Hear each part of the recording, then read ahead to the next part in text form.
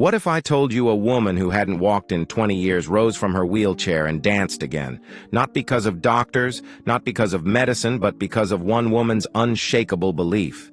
This is the story of Eleanor Whitmore and the maid who did the impossible. For 20 long years, the Whitmore estate stood like a monument to wealth.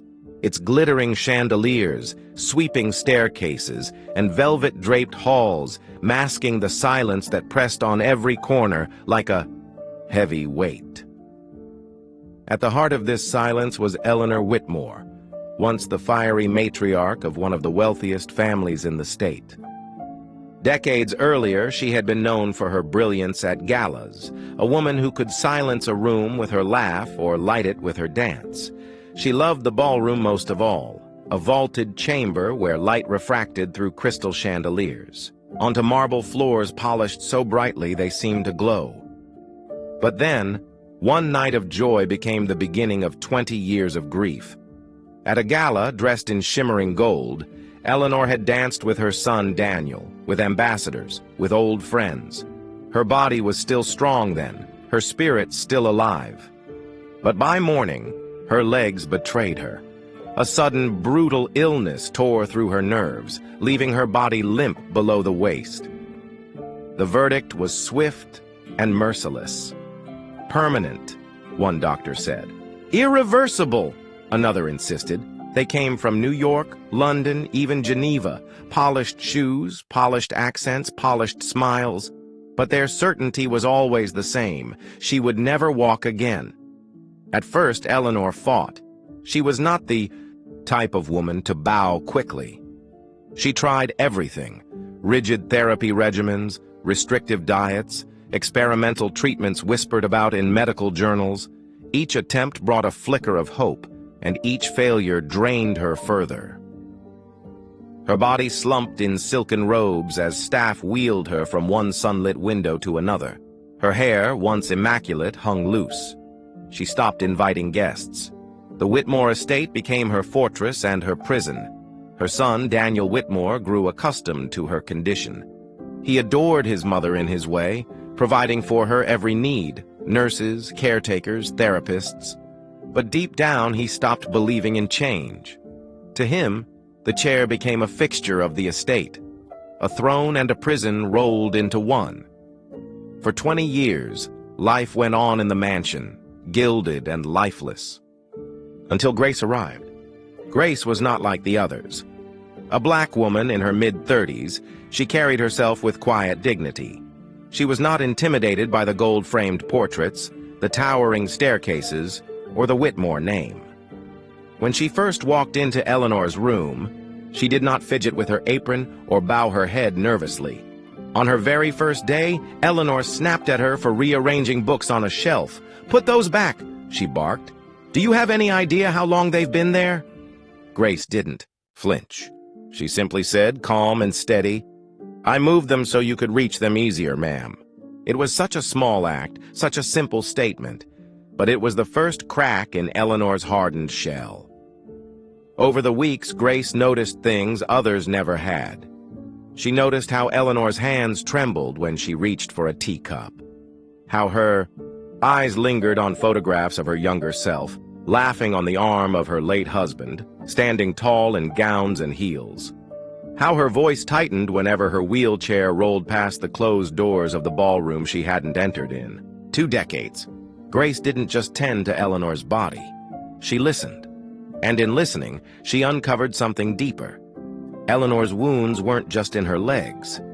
They were in her spirit. The conversation, one evening, when rain streaked the tall windows, and the grandfather clock ticked through the silence, Grace found Eleanor weeping softly in her room. The proud matriarch clutched her blanket as if holding herself together. "Do you know what it feels like?" Eleanor whispered, voice trembling. "To already be buried while still breathing? My son. He doesn't even believe I can try anymore. To him, I am furniture." Grace's heart clenched. She knelt beside the wheelchair, her voice soft but unyielding. "You're not a relic. You're alive. And as long as you're alive, Your body hasn't forgotten what it once did. We just have to remind it." Eleanor let out a bitter laugh. The next morning, Grace began. She stretched Eleanor's legs, gently at first, coaxing life into muscles that had been ignored for decades. She massaged stiff joints, working them in tiny movements. Eleanor resisted. The pain was sharp, the frustration sharper. "Stop this nonsense!" she snapped, gripping the chair arms so tightly her knuckles whitened. But Grace never stopped. She was calm, steady, persistent. Each day she returned, not as a nurse, not as a servant, but as a woman who saw Eleanor as more than her chair. Grace told her stories from her own life, stories of struggle, resilience, and being underestimated. People only see what they want to see. Then, one day, it happened. A twitch.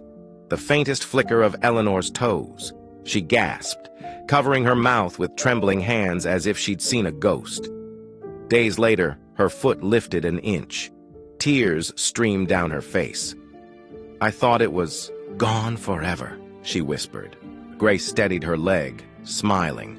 It was never gone. It was waiting. Hope returned. Small, fragile, but alive. The sessions grew longer, more intense. Eleanor sweated. She cursed. She sobbed when her body resisted. But every night she fell asleep aching, and every morning she woke with the faintest flicker of anticipation. Still, she told no one. Not Daniel, not the staff. She feared the disappointment of failure. And more than that, she wanted this fragile miracle to remain untouched by doubt. Weeks later, during a stormy evening, Eleanor gripped Grace's hands with desperation. Her chest heaved, her legs quivered violently. "One more step," Grace urged. "Just one more." Eleanor's heart thundered. Her arms shook. But then, her body answered. With a cry that was half agony, half triumph, Eleanor stood. Her knees wobbled. Her feet pressed firmly into the carpet. She swayed, trembling, but upright. "I'm standing," she gasped, disbelief breaking into tears. Grace's eyes shone. "Yes, and soon you'll dance again." Eleanor laughed through tears, shaking her head. "Then let's not wait another day." Grace blinked. "Eleanor, you're exhausted. Your muscles—" But Eleanor silenced her with a fierce grip. "If I fall, I fall. But if I don't try now, I'll never know what it feels like to live again." So Grace nodded. She guided Eleanor, steady and patient. The first steps were clumsy, feet dragging, her body leaning heavily on Grace, but then rhythm returned, faint and fragile. Her satin nightgown swayed, her slippers whispered against the floor. And then, like a memory resurfacing, Eleanor began to move with Grace again. They circled the room, slow and trembling, but alive.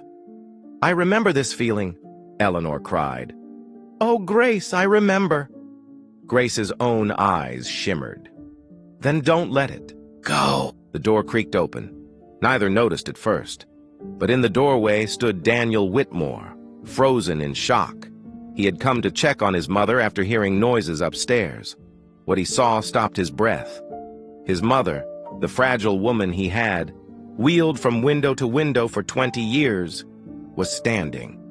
No dancing. "Mother," he whispered, his voice breaking. Eleanor faltered for a second. That night, Eleanor did not return to her chair willingly. She sat only when her legs demanded it. But her spirit soared above the marble halls. For 2 decades, she had been a prisoner in her own body. But one woman's belief, a maid the world might have overlooked, became the spark that lit her life again. And as the storm raged outside, the chandelier above them glittered not with wealth, but with something rarer. Hope reborn.